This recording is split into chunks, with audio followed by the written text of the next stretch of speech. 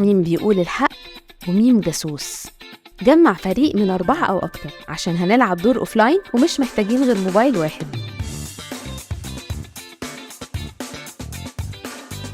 اختاروا المجموعة اللي هتلعبوا بيها. في الأصلية مليانة أماكن مختلفة وعشوائية، في اسكندرية والسعودية وأماكن من الأفلام. كل لعيب هيكتب اسمه ويختار أفاتار شبهه.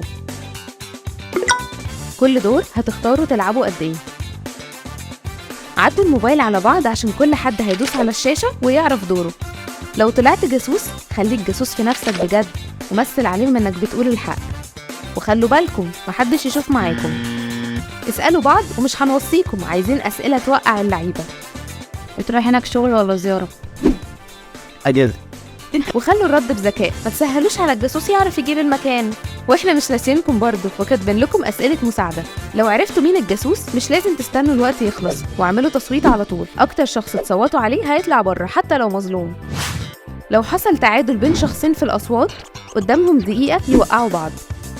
وقت التصويت عدوا الموبايل على بعض وكل حد يختار اللي شاكك فيه. لو صوتوا على الجاسوس عنده فرصة يخمن المكان، ولو خمن صح يكسب. لو معرفش يبقى انتوا جامدين ويخسر.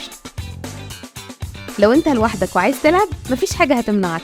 ارجع واختار اونلاين مود واقرا طريقة اللعب كويس.